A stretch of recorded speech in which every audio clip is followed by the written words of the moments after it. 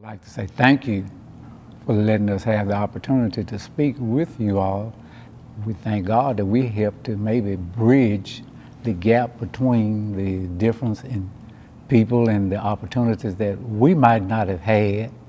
But we also remember that the opportunities that we did have and how they helped to change our lives and also our children.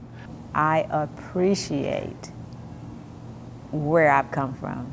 We grew up almost like with nothing compared here. But the one thing that came from my home was that you are as good as the next person. And I hold that in my heart today. All I can say is I'm the oldest of 9. We were always told first thing is first, church, school, and then work.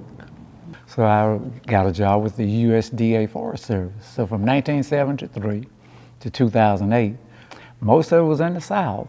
And I had opportunity in my career to visit just about every state except Hawaii and Alaska.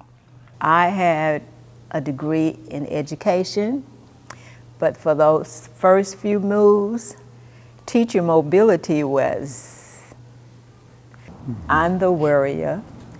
And when he would be working, he was the only black person, for the most part, in the job, out in the woods kind of thing. So I carried a lot, and we've talked about this, but you know, thinking and wondering, is he going to come out of those woods? You know, things can happen like that. Our hometown, again, we had marches, just like the other cities. There might be some that stood by with certain different flags or even with hoods on. There was a man whose car was bombed in our area. A black man? Black man. Mm-hmm. We were afraid that if they bombed that car, they could come and, you know, throw a bomb anywhere else. You were afraid to be seen. You know, it's like, okay, we're black.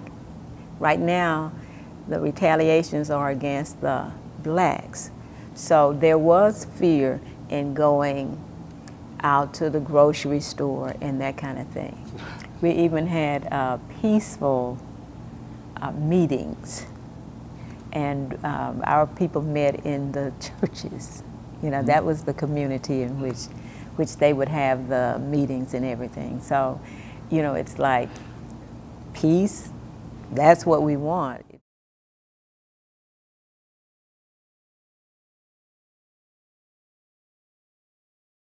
Accept me for what and who I am.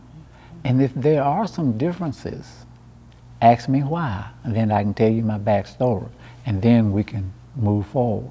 Let's learn to be ready to listen to each other. Not that you have to talk all the time, because there comes a point when talking, you know, needs to cease. But when we do, you know, let's just do. If you know right from wrong, do it. Mm-hmm. But people will see that. Mm-hmm. So let's live the life we talk about.